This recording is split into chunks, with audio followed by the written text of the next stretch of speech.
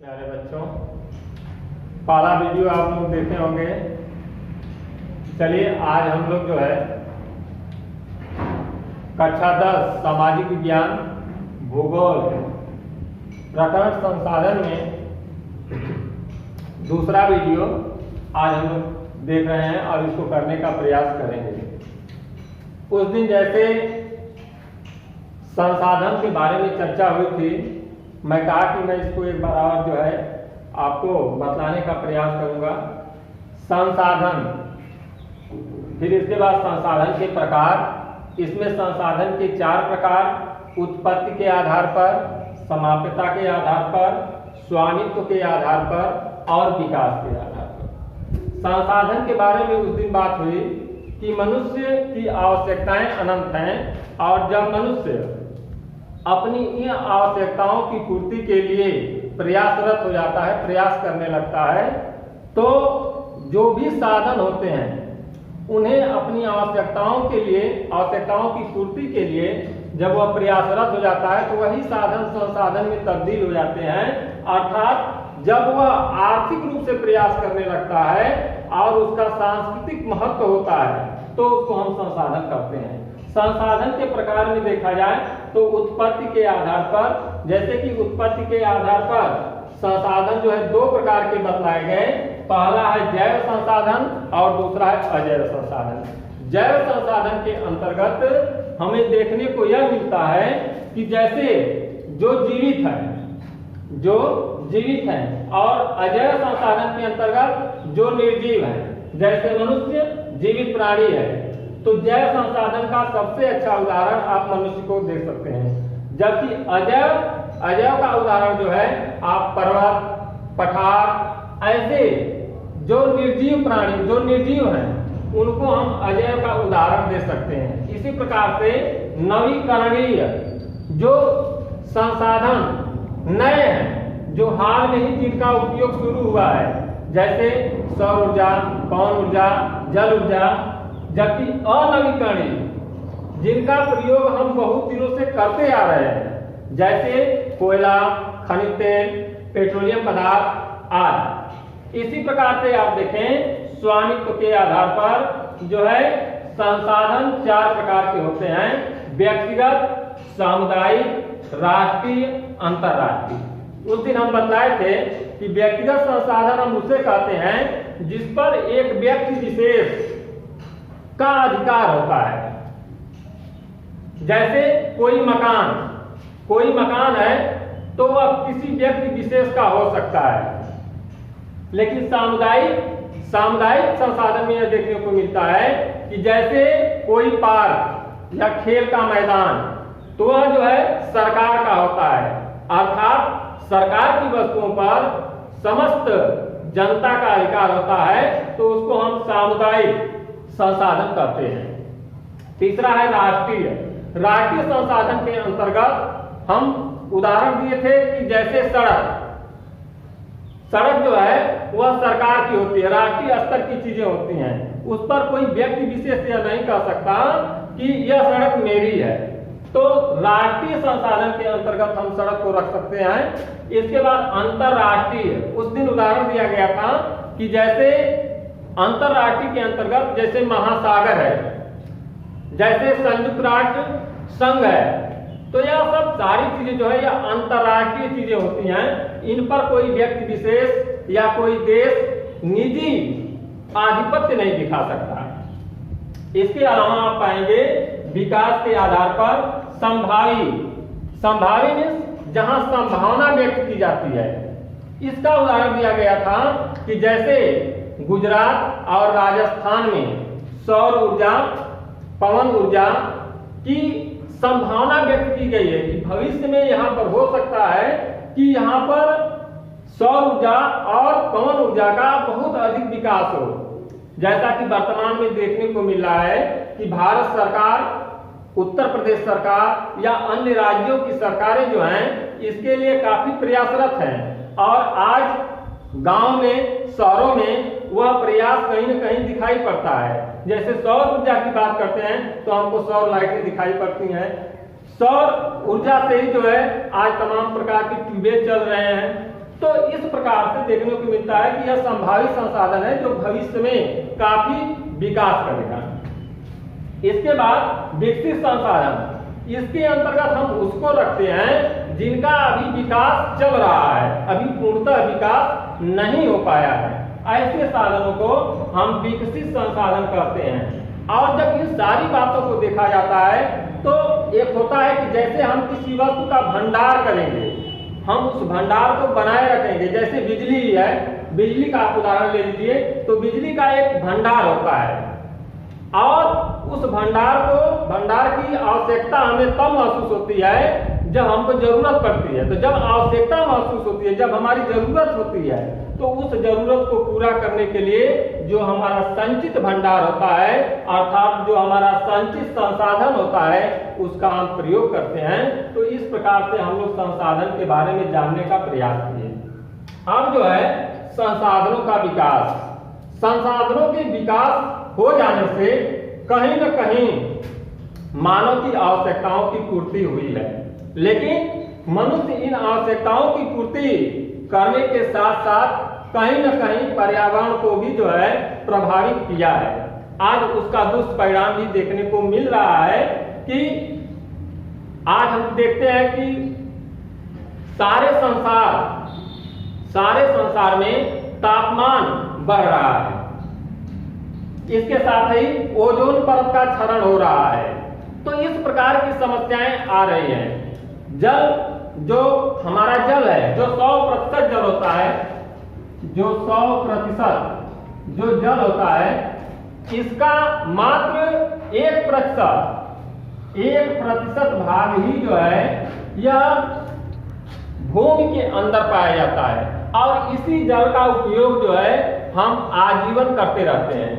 लेकिन आज यह जल कम हो रहा है। भारत सरकार या अन्य देशों की सरकारें जो हैं इसीलिए प्रयासरत हैं कि यह जल कम न हो। आप सुनते होंगे, आप जानते होंगे, देखे होंगे कि भारत सरकार या प्रधानमंत्री जी बार बार इस बात का जो है उल्लेख करते हैं कि जल स्तर घट रहा है। यह उसी का कारण है। यह संसाधनों का हम जो विकास कर लिए, हम अधिक से अधिक उसका उपयोग करना शुरू कर दिए। उपयोग करना तक तो सीमित है, सही है, लेकिन हम जब उपयोग न करके उसका दुरुपयोग करना शुरू कर देते हैं तो वहीं पर यह स्थिति जो है दिक्कत में आ जाती है। और यह इस 1% जल का लगभग मानकर चलिए कि हम 40% भाग जो है इसका हम खपत कर चुके हैं। अब सिर्फ 60% भाग ही बचा है और इस 60% भाग का उपयोग हम कर रहे हैं। तो इसका नियोजन, संसाधनों का नियोजन, यही संसाधनों का नियोजन है कि हमको किसी भी वस्तु का, किसी भी चीज का जो है किस प्रकार से उसको नियोजित करके जीवन में उसको अधिक से अधिक दिनों तक जो है हमको उस पर जो है काम लेना है। जैसे मान लीजिए कि आप जल के बारे में उदाहरण लिए, अभी कोयला है, कोयला को एक दिन समाप्त हो जाना है, खनिज तेल है, एक दिन समाप्त हो जाना है। विचार करने की बात है कि जब कोयला समाप्त हो जाएगा, जब खनिज तेल समाप्त हो जाएगा, तो फिर हमारी व्यवस्था किस प्रकार से चल पाएगी। तो भारत सरकार या अन्य देशों की सरकारें उसे नियोजित करने का प्रयास कर रहे हैं कि हम उसको एक नियोजित तरीके से हमारी जितनी आवश्यकताएं हैं हम उन्हीं आवश्यकताओं की पूर्ति करते हुए सुनियोजित तरीके से उसे अधिक चलाने का प्रयास करें। तो यह चीज देखने को मिलता है। तो संसाधनों का नियोजन भी उतना ही आवश्यक है जिस प्रकार से हम आपको जल के बारे में बतलाए। अब है भू संसाधन। भू संसाधन यानी भूमि। भूमि जो है यह सबसे बड़ा संसाधन है। क्यों संसाधन है? क्योंकि इस धरती पर ही, इस पृथ्वी पर ही हम मानव या जो भी जीव जंतु हैं वह अपने सारे क्रियाकलाप करते हैं। और न सिर्फ क्रियाकलाप करते हैं बल्कि हम अपनी सारी आवश्यकताओं की पूर्ति इस भूमि पर ही करते हैं।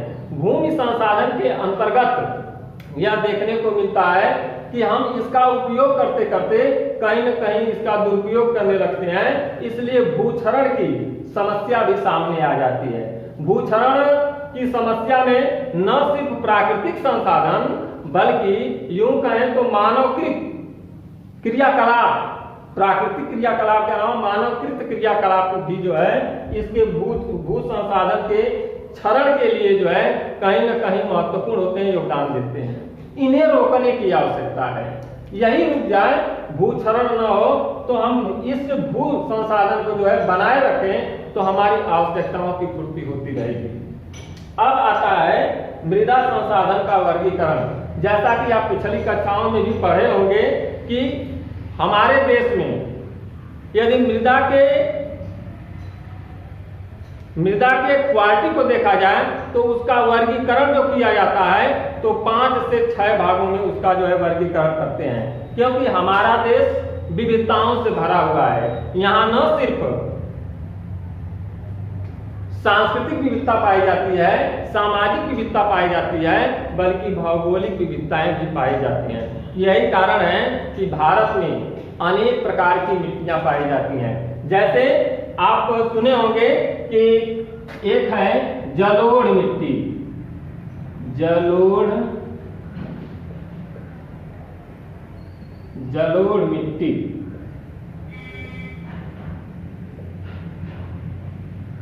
जलोढ़ मिट्टी एक प्रकार की यह मिट्टी है और निश्चित तौर पर जलोढ़ मिट्टी जो है यह देश की सबसे उपजाऊ मिट्टी में से एक है।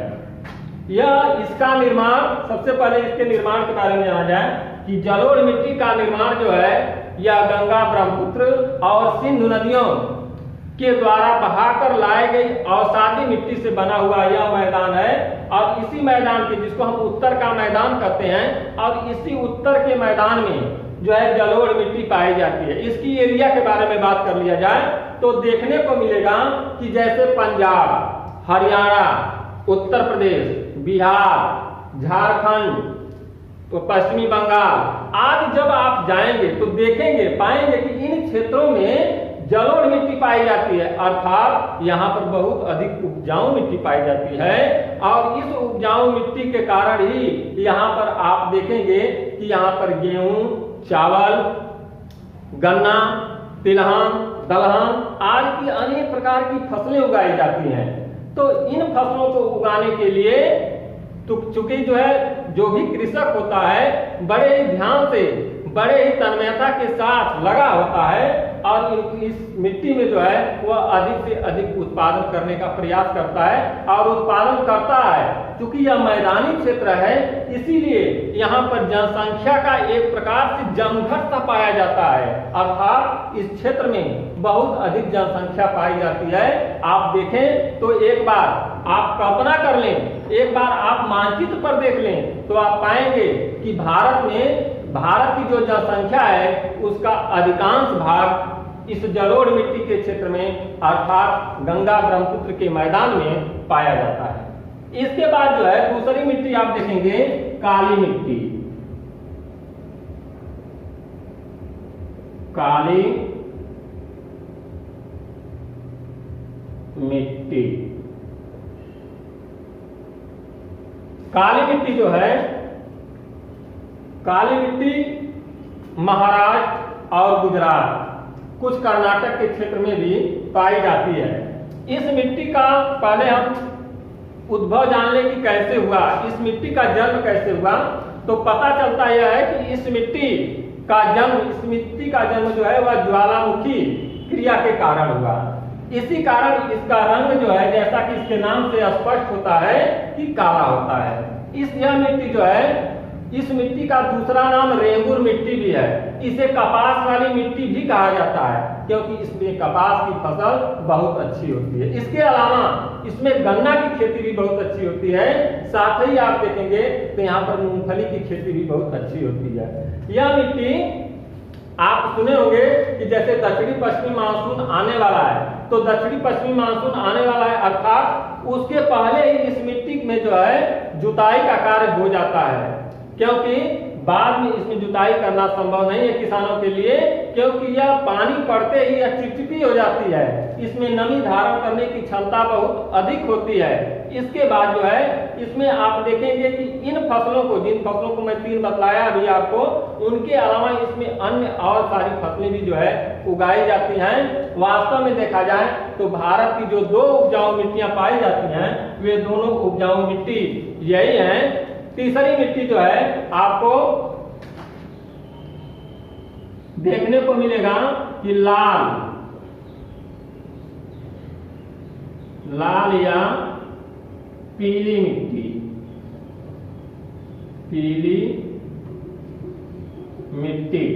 लाल या पीली मिट्टी, जैसा कि इसके भी नाम से स्पष्ट है कि लाल या पीली मिट्टी, इसका रंग लाल या पीला होता है। इस प्रकार की मिट्टी आप देखेंगे तो मध्य प्रदेश, उड़ीसा, कर्नाटक इन राज्यों में पाई जाती है। यह मिट्टी जो है कृषि के दृष्टि से अनुपजाऊ होती है, थोड़ा इसमें कंकड़ पत्थर की मात्रा अधिक होती है, इसलिए इसमें सभी फसलें नहीं उगाई जा सकती। जो फसलें उगाई भी जाती हैं वास्तव में उनका उत्पादन बहुत अच्छा नहीं होता है। फिर भी हमारे देश के कृषक मेहनत करके सिंचाई के साधनों का प्रयास करके जो है इस मिट्टी में भी जो है फसलें उगाने का प्रयास करते हैं और उगाते हैं। इसके अलावा देखेंगे चौथी मिट्टी जो है लैटेराइट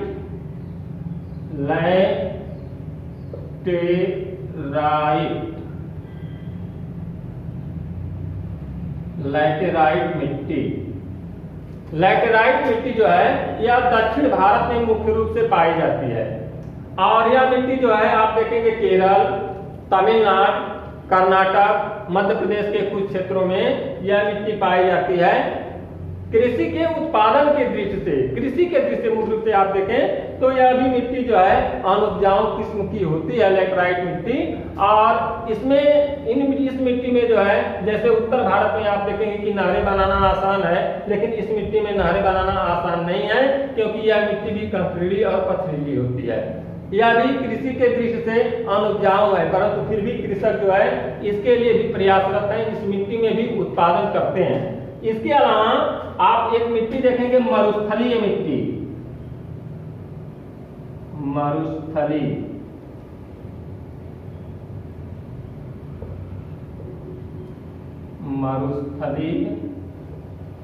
मिट्टी। मरुस्थलीय मिट्टी, इस प्रकार की मिट्टी भारत के मरुस्थलीय क्षेत्रों में पाई जाती है। जैसा कि आप उदाहरण लीजिए तो राजस्थान के पश्चिमी भाग में इस प्रकार की मिट्टी पाई जाती है जहां पर पानी का सदैव अभाव होता है और पानी का अभाव होने के कारण यहाँ पर सदैव वनस्पतियों का अभाव होता है। तो इस प्रकार से हम देखेंगे कि जो भारत में मृदा का वर्गीकरण रहा, जो मृदा का प्रकार रहा वह इस प्रकार इतना ही रहा।